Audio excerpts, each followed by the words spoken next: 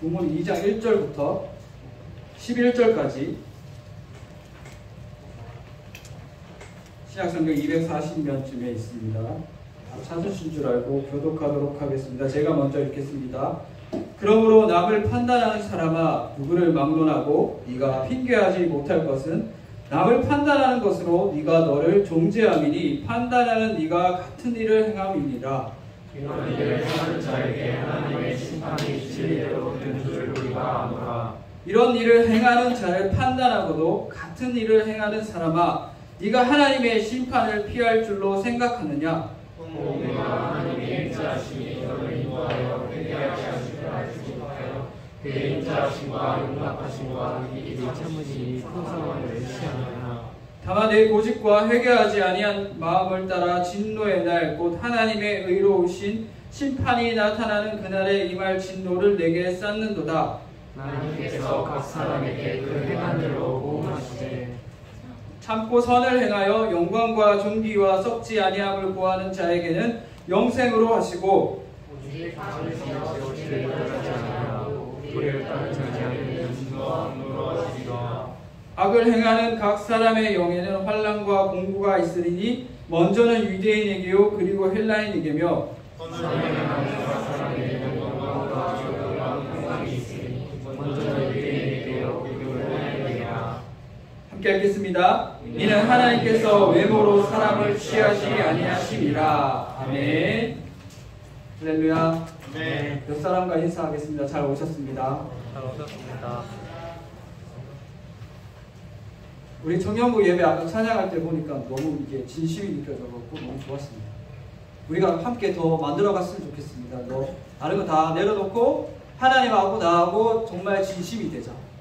그러면 여러분께서 정말 하나님을 만나는 그 복된 시간이 될 줄 믿습니다. 여러분이 함께 모였을 때 그 어떤 예배보다 더 은혜 있고 또 하나님이 함께 하시는 예배니까 더 오고 싶은 예배가 될 것입니다. 그런 예배 앞으로 같이 만들어갔으면 좋겠습니다. 네. 자, 우리 오늘 말씀 제목을 한번 같이 읽어볼까요? 시작. 판단하는 자는 무식하다. 공예배 때는 좀 쓰기 어려운 말이죠. 무식하다. 좀 센 말인데 알지 못한다라는 말보다 이 무식하다라는 말이 좀 더 와닿아서 제가 무식하다라는 걸 썼어요. 오늘 보시면 제가 첫 마리에 뭐라고 얘기하는가 하면 남을 판단하는 사람아 라고 나와 있죠. 이 남을 판단하는 사람이 무식한 거예요. 뭐에 대해서 무식한지 우리가 한번 살펴보도록 하겠습니다. 우리가 로마서를 읽을 때는 이 로마서 전체가 무슨 목적을 말하고 있는가, 또 뭘 전달하려고 하는가가 중요한 거예요. 우리가 알아야 될 게. 여기 로마서의 전체 내용을 한 단어로 줄이면 복음이죠. 복음. 복음을 전한다는 것은 예수 그리스도를 통해서 하나님을 만나게 하려는 목적이 있다는 겁니다. 그렇기 때문에 로마서는 이 복음을 받기 전에 사람의 상태가 어떠하고 복음을 받고 나서 사람이 어떤 식으로 변해가고 그 복음을 가지고 있는 사람이 이 세상에서 어떻게 살아가는지에 대해서 얘기를 하고 있죠. 그래서 우리 로마서를 봤을 때 이게 남 얘기라고 생각하지 마시고 여러분의 이야기라고 생각하시면서 봐야 되는 거예요. 나는 여기에서 어디에 있는가? 복음을 받기 전의 사람인가? 아니면 복음을 받고 나서 변화받고 있는 상태의 사람인가? 라는 걸 잘 봐야 돼요. 이 복음을 받기 전의 인간의 상태는 바울이 1장 후반부에서 얘기했죠. 1장 후반부에서 이렇게 얘기합니다. 자, 우리 한번 읽어볼까요? 시작. 또한 그들이 잠시만요. 또한 그들이 왜 자꾸 넘어가지? 예, 뒤에 있습니다. 범인이 어디 있어? 범인이. 저 이거 있어요. 이거. 이제 안 넘겨주셔도 됩니다. 이쪽 나오셔도 됩니다. 잘렸어요. 자, 우리 함께 읽어볼까요? 시작. 또한 그들이 마음에 하나님 두기를 싫어하며 하나님께서 그들을 그 상실한 마음대로 내버려 두사 합당하지 못한 일을 하게 하셨으니. 아멘.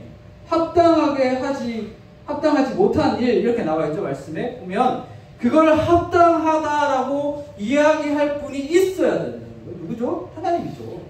여러분, 하나님이 여러분 앞에 계신다는 것은 대단히 복된 일이며 충격적인 일입니다. 이 하나님이 계시니까 모든 게 바로 잡히는 거죠. 그런데 이 하나님이 계시지 않으니까 뭘 만들어내더라도 안 되는 거예요. 뭘 만들어내도. 그리고 이 하나님의 의가 왜 그토록 여러분에게 중요한가 하면 이게 뭔가 하면 우리 인간 존재의 존폐 여부를 결정하기 때문에 그렇습니다. 쉬운 말로 사냐 못 사냐 이 말을 하고 있는 거예요. 우리가 사람들이 흔히 그렇게 얘기하죠. 모두 다 흙으로 돌아갈 거라고. 근데 정말 흙으로 돌아갈 인생이라면 우리 지금 이 자리에 앉아있을 필요도 없고 이 말씀을 들을 필요도 없습니다. 이 말씀 들을 필요가 없어요. 다 흙으로 돌아갈 건데 무슨 소용이야. 빨리 죽는 게 제일 편하지 않습니까? 이 고통스러운 세상에서. 근데 그게 아니잖아. 하나님을 만나고 또 우리의 삶에 어떤 의미가 있고 그것을 우리가 이 성경을 통해 알아야 됩니다. 이 성경은 뭐라고 얘기하는가 하면 이 세상에 고통이 있고 너희들에게 정말 환난과 핍박이 있고 어려움이 있을 거다. 우리 다 편안한 사람 한 명도 없잖아요. 이 자리에서. 그렇잖아요. 지난 시간에 얘기했죠. 편안한 사람 한 명도 없잖아요. 그 고통에 대해서 복음이 답하지 못하면 복음은 가짜는 거예요. 근데 여러분 성경은 분명히 얘기합니다. 이 고통에 대해서 실질적으로 답하고 있다고. 인간은 이 복음을 제외하고 끊임없이 이 고통에 대해서 답을 하려고 엄청나게 답을 찾았어요. 그 답을 찾은 열심의 결과가 지금 우리가 살고 있는 과학기술 그리고 사회제도 지금 우리가 다 누리고 있는 거예요. 그 고통에 대해서 답을 하려고 열심히 노력해서 생각하고 뭔가를 계속해서 만들어내고 얘가 이것을 의지해야지 하면서 구축해 놓은 게 지금 우리가 누리고 있는 거거든요. 여러분 보세요. 우리가 누리고 있는 역사예요. 다 편하려고 하는 거 아니에요. 사는데 편하려고. 그 결과를 우리가 누리고 있어요. 그런데 정말 이게 평안한 인생의 답이 될 수는 없습니다. 그냥 보조적인 역할을 할 뿐이지. 근본적인 거에 답을 줄 수가 없어요. 왜냐하면 인간은 한계가 있기 때문에. 인간이 모르게 거기서 끝나요. 또 하나님이 없는 인생은 계속 끊임없이 무언가에 시달리게 되고 불안을 겪게 됩니다.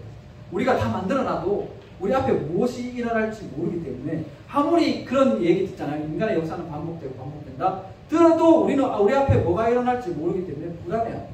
지금 당장 힘들어요. 연약하고.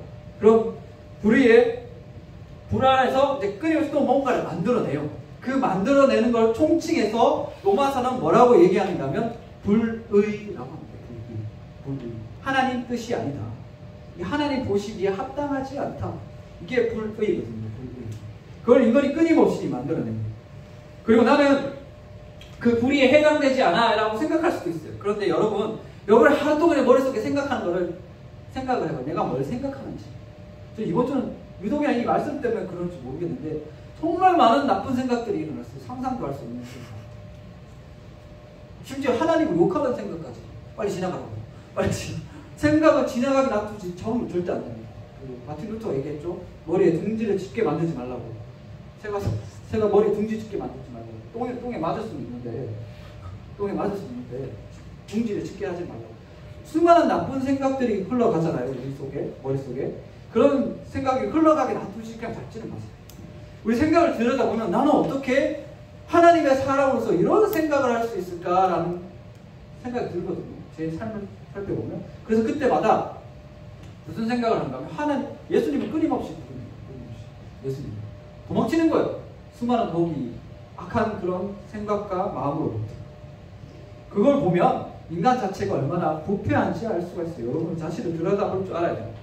그리고 인간이 스스로 구축해놓은 불의의 세계에서 어떤 일을 하는가 하면 그 불의의 세계에서 인간들이 하는 짓을 로마서 2장을 통해 바울이 얘기하는 거예요. 뭔가 하면 그 프레임을 스스로 짜놓고 그 프레임에 맞게 다른 사람을 바라보면서 판단을 해요. 저 사람이 좀 못하고 내가 잘났네 이걸 하고 있는 거예요. 이렇게 판단을 해요. 그 프레임 짜놓고 만들어가고. 자, 우리 그 프레임을 어떻게 짜고 어떻게 판단하는지 말씀 통해 살펴보도록 하겠습니다. 같이 읽어보겠습니다. 시작. 그러므로 남을 판단하는 사람아 누구를 막론하고 네가 핑계하지 못할 것은 남을 판단하는 것으로 네가 너를 정죄함이니 판단하는 이가 같은 일을 행함이라. 아멘. 어떤 일을 하고 그 안에 같이 있게 되면 우리도 같이 공동체에서 일을 하다 보면 누구는 좀 더 빨리 일을 하고 누구는 좀 더 늦게 일을 하고 누구는 더 잘하고 못하는 사람이 있잖아요. 다 사람들이 다르잖아요. 그런데 잘하는 사람이 잘하는 거 가지고 다른 사람을 이렇게 바라보게 돼요. 저는 좀 부족하네, 못하네 이렇게 하잖아요. 모이면 이게 내가 하려고 하지 않아도 머릿속에 생각이 나와요. 제가 못하니까. 그런데 이게 바울이 여기서 이 말을 하는 시점이 어느 시점인가 하면 하나님하고 인간 사이의 시점이에요. 무슨 이야기냐? 하나님의 관점에서 이야기한다는 거예요. 그러면 이렇게 남을 판단한다는 게 불가능하죠. 왜냐하면 인간은 하나님의 판단 기준을 잘 몰라요. 그런데 그 하나님의 판단 기준을 가지고 남을 판단하는 사람이 있었다는 거죠. 이게 누구냐? 당시에 유대인이라는 사람. 율법을 가지고 있는 사람. 왜냐? 하나님의 말씀을 가지고 있기 때문에. 왜 사람이 이 하나님의 기준을 가지고 남을 판단하지 못하는가 하면 하나님에 대해서 잘 모르기 때문이에요. 여러분 그 흔한 말로 그렇죠. 신급 기준을 적용한다. 안 된다는 거죠. 불가능하다는 거잖아요. 우리가 하나님의 속내 잘 모릅니다. 인간이 하나님의 뜻을 0.1%도 잘 몰라요. 0.1%도. 그런데 그 하나님이 뭘 원하시는지, 하나님의 기준이 어떤지 그걸 알 수 있을까요? 근데 그걸 가지고 다른 사람을 판단해요? 그러니까 바울이 이렇게 얘기하는 거예요. 그러므로 남을 판단하는 사람은 누구를 막론하고 네가 핑계하지 못할 것은 남을 판단하는 것으로 네가 너를 정죄하니 판단하는 네가 같은 일을 하나. 너도 죄를 짓잖아. 그런데 네가 어떻게 남을 판단을 해? 이렇게 얘기하는 거예요. 율법을 가지고 있는 유대인들.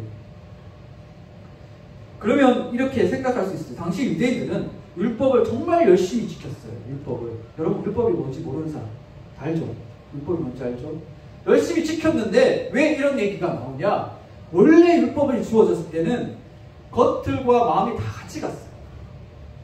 유명한 율법 있죠? 보세요. 같이 제가 읽어드릴게요. 너는 마음을 다하고 뜻을 다하고 힘을 다하여 내 하나님 여호와를 사랑하라. 신명기에 나오죠? 계명. 여기에 보면 마음을 얘기하고 있어요. 여러분 마음으로 생각해보세요. 하나님 사랑하고 있는지. 예, 하나님 사랑하고 잃어버리면 어떻게 되는지 아십니까? 율법적으로 변해갑니다. 내가 하고 있는 것에 만족하고 또 내가 하고 있는 걸로 나를 판단하게 돼요. 이게 되게 무섭습니다. 여러분은 어려서 청년이라서 괜찮은데 나중에 나이 들수록 이게 쌓여가지고 나 자신을 들여다보지는 않고 그 겉에 들어가는 것으로 나를 생각하게 됩니다. 나는 괜찮아. 내 신앙은 괜찮아. 나 헌금도 열심히 내고 있고 주일 성수도 열심히 하고 있고 또 교회에서 같은 직분도 있어. 그래서 자기 신앙에 대해서 전혀 문제시하지 않는 거예요. 그런 사람이 나중에 가서 교회를 무너뜨립니다. 이런 사람들은 마귀한테 이용당해. 사람을 분열시키는. 마귀도 사람을 씁니다. 유혹해가지고. 이용당하는 거예요. 우리 마음을 끊임없이 점검해 봐야 한다는 거죠. 여러분 우리가 예수 믿게 되었다는 것은 우리가 무엇에 대해서 구원받았는지 아는 사람입니다. 이런 사람이 무식하다고 얘기했죠. 아까 제목에서. 뭐에 대해서 무식하는가 하면 세 가지입니다. 첫 번째가 뭐냐면 하나님에 대해서 무식하고 또 자기 자신에 대해서 무식하고 그 다음에 하나님 말씀에 대해서 무식한 겁니다. 내가 알려고 하지 않는 거예요. 하나님에 대해서 알려고 하지 않고 자기 자신에 대해서 알려고 하지 않고 하나님 말씀에 대해서 알려고 하지 않으면 어떻게 되느냐? 자기 스스로 의의를 쌓아서 남을 판단하게 되어 있다. 그 말이죠. 그런데 정말 자기 자신에 대해서 알고 하나님에 대해서 아는 사람은 어떻게 되는가 하면 누구를 막론하고 하나님 앞에서 명함 내밀 수 없다는 걸 압니다. 우리가 정말 구원받았고 예수를 믿는다면 내가 어디서 돌아왔는지 알아야 돼요. 정확하게. 내가 어떤 곳에서 예수를 믿고 돌아왔는지 알게 되는 사람은 이거에 대해서 판단하겠어요? 절대 판단 못합니다. 왜냐하면 이후에도 나오지만 모든 사람이 죄를 범하였음에 뭐라고 얘기하죠? 하나님의 영광에 이르지 못하더니 이렇게 나와있죠. 다 똑같았어요. 다 망하는 인생이었어요. 다 망하는 인생. 다 망하는데 누가 명함을 내면 누가 잘났고 누가 내가 더 높다고 얘기할 수 있을까요? 자랑 절대 못합니다. 그런데 이게 처음부터 이렇게 되면 좋지만 날이 갈수록 더 깊어져요. 내가 정말 하나님 앞에서 죄인이구나. 내가 어디서 왔는지 알아야 돼요. 여러분. 그래야지 정말 날마다 감사하며 살 수가 있습니다. 날마다 감사하며. 감사한 것도 뭐에 대해서 감사한지 알아야 돼요. 여러분. 그냥 내가 감사할 게 없는데 감사해야 된다? 이건 진짜 감사가 아닌 거예요. 감사하는 척 하는 거지. 그래서 이제 바울이 그토록 열불을 내는 거예요. 너희들이 누군데 이렇게 남을 지적하고 판단하냐. 자, 보세요. 이 사람들 어떤 사람이었냐면, 자, 보세요. 로마서 2장 20. 자, 이렇게 얘기합니다. 율법에 있는 지식과 진리의 모본을 가진 자로서 어리석은 자의 교사요 어린아이의 선생이라고 스스로 믿으니 그러면 다른 사람을 가르치는 네가 네 자신을 가르치지 않느냐? 도둑질하지 말라 선포하는 네가 도둑질하느냐? 율법에 지식이 있고 모본이 있는 사람들, 진리의 모본, 하나님께서 말씀을 주셨잖아요. 근데 그걸 가지고 다른 사람을 가르치고 선생이라고 얘기하는 사람들이 스스로는 자기한테 적용을 하지 않아요. 나는 괜찮아. 난 율법을 많이 알고 있어. 그것도 다 지키고 있어. 그렇게 얘기하잖아요. 그런데 여러분, 이 사람들이 이 당시에 어떻게 행동했는지 성경을 통해서 우리가 잘 알아야 돼요. 어떻게 행동했죠? 사람들한테 주목받기를 원했고 높은 자리에 올라가기를 원했고 겉 속에는 아무 관심이 없었습니다. 여 안에는 완전히 썩어가지고 욕심투성이었는데 돈을 원했고. 그래서 예수님이 오셨을 때 뭐라고 얘기했는가 하면 회칠한 무덤이라고 얘기했어요. 속이 텅 비었는 회칠한 무덤. 그렇게 얘기했거든요. 그게 문제예요. 자, 보세요. 그래서 이제 신앙생활이 그냥 실천에만 치우치면 정말 결국 인간이 내는 열심을 통해 맺는 열매를 맺을 수밖에 없다는 거예요. 우리가 교회를 다니고 열심히 신앙생활 하더라도 하나님을 제대로 만나지 않고 나 자신을 끊임없이 알려고 하지 않으면 뭘 맺는다? 자, 여기 보세요. 곧 모든 불의, 추악, 탐욕, 악의가 가득한 자요. 시기, 살인, 분쟁, 사기, 악독이 가득한 자요. 수근수근하는 자요. 이렇게 됩니다.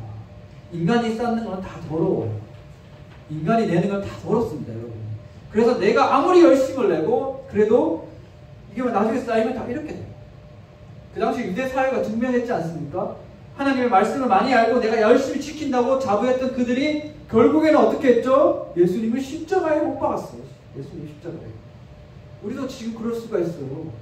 우리가 하나님 제대로 만나지 않고 스스로 신앙에 대해서 끊임없이 돌이키는 그런 회개하는 심령이 없고 점검하는 게 없다면 우리도 교회 안에 그렇게 합니다.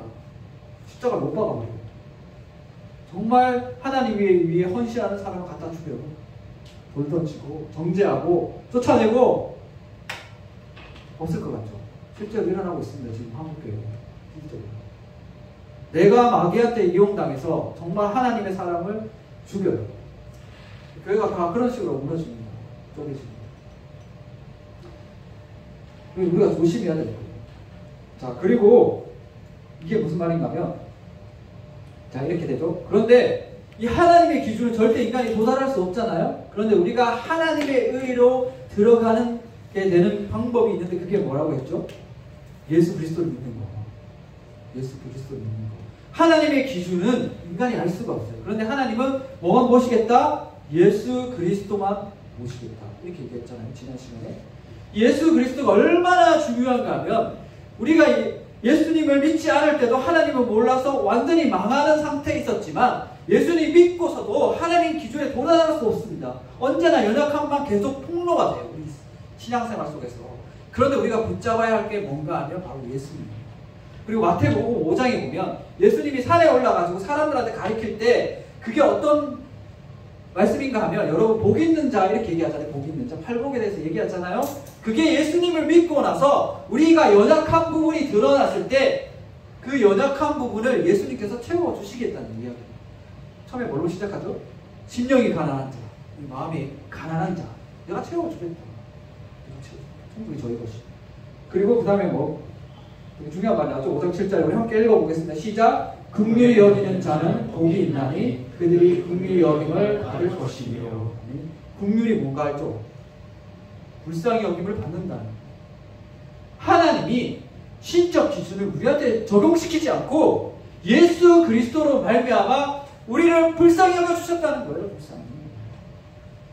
우리 거기에 도달할 수 없으니까. 우리한테 정말 필요한 게 바로 이겁니다. 긍휼. 그래서 이렇게 얘기하는 거예요. 긍휼히 여기는 자는 긍휼히 여김을 받을 것이다. 남을 판단하고 지적하고 죽이는 게 아니라 남을 불쌍히 여길 줄 아는 사람은 너희가 불쌍히 여김을 받은 줄 아는구나 라고 얘기하시는 거예요. 예수님. 우리가 먼저 예수님을 믿었다는 것은 예수님한테 우리가 불쌍히 여김을 받았다는 거잖아요.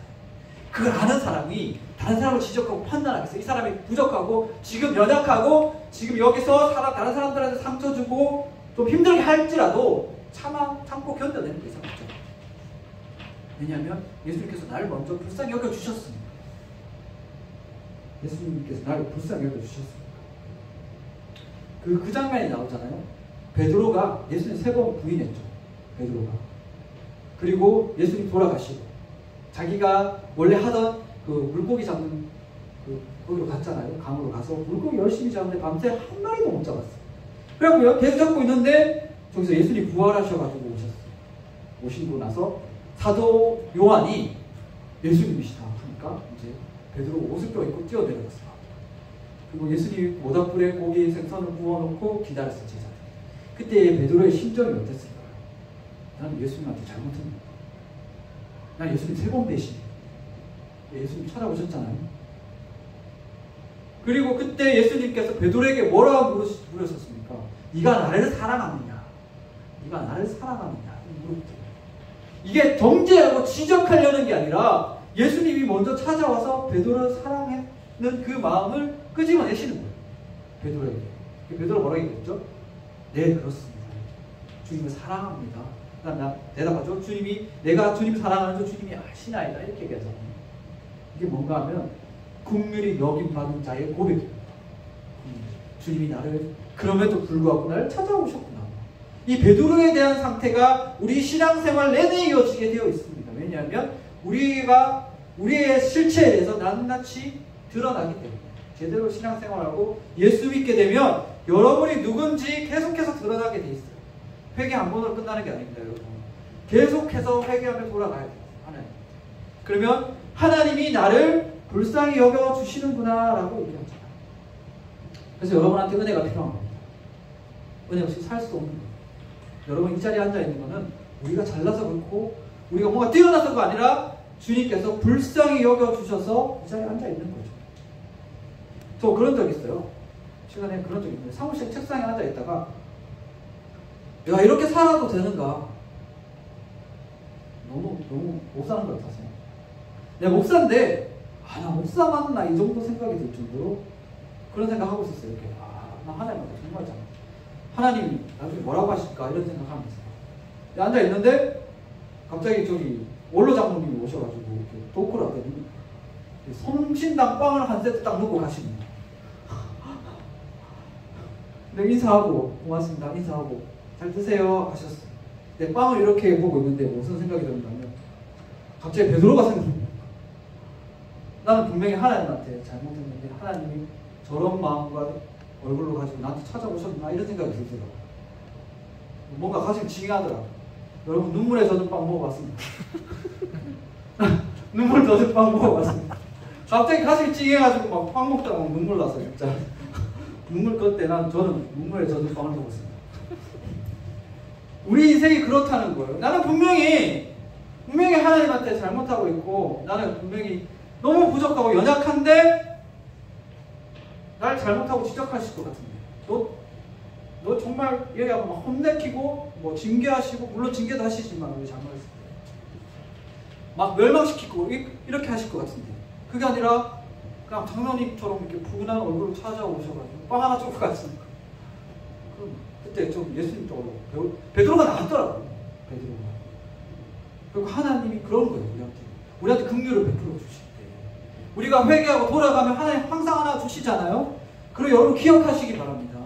하나님이 우리 앞에 계속 계신다는 거. 그거 정말 귀한 거예요. 나 자신을 바라보지 말고 고통과 정말 우리가 지치고 어려울 때 있잖아요. 신앙생활 하다 보면 나 과연 정말 이렇게 살아도 되는가? 그때 주님 부르면 주님 계시잖아요. 그때마다 주님한테 회개하면 돌아가면 주님이 다시금 낫게 해주시는 거예요.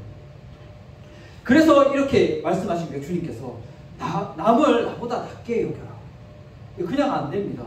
어떤 사람만 이렇게 할 수 있는가 하면 주님이 나를 불쌍히 여겨주셨구나 라는 것이 매일 생활에서 고백되는 사람만이 그렇게 할 수 있는 거예요. 남을 나보다 낫게 여기고 겸손의 자리에 자동적으로 갈 수밖에 없는 거예요. 우리의 인생은 겸손의 자리로 갈 수밖에 없습니다. 하나님의 실체에 대해서 알게 되고 나에 대해서 알게 되고 그다음에 내가 무슨 짓을 하게 되는 거 알게 되고 말씀이 그 사이로 들어오게 되면 우리는 겸손의 자리로 갈 수밖에 없는 거예요. 내가 겸손해야지 이거는 가짜인 거예요. 남이 나보다 못하는데 그냥 나보다 낮게 여기라 했으니까 낮게 여겨야지. 이게 정말 다 가짜인 거예요. 실제에서는 정말 나 자신에 대해서 알고 하나님한테 끊임없이 내놓게 되면 갈 수밖에 없습니다. 나를 자랑할 수가 없습니다. 나를 신뢰할 수도 없고 오로지 하나님만을 위해 살 수밖에 없는 거예요. 하나님만을 드러내요.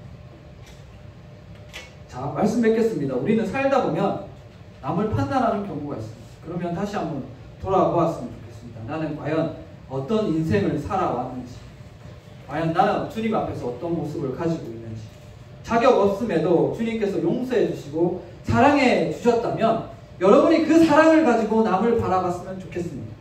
또 사랑의 시야는 넓고 사랑의 이해는 깊습니다. 언뜻 보면 힘들 것 같습니다. 저 사람 사랑하는 거 나를 정말 못 살게 보는데 근데 그 사람을 이해하기 위해서는 정말 힘들어요. 그런데 그럴 때면 주님한테 달라고 하세요. 내가 주님 저 사람을 용서하고 사랑할 수 있게 사랑을 주십시오 라고 구하시기 바랍니다. 그러면 주님께서 반드시 그 사람을 용서하고 불쌍히 여겨줄 수 있는 사랑을 주실 줄 믿습니다. 아멘. 그런 사랑이 되시기를 주님의 이름으로 축원드립니다. 아멘. 우리 찬양하고 기도하겠습니다. 다시 복습되셨습니다.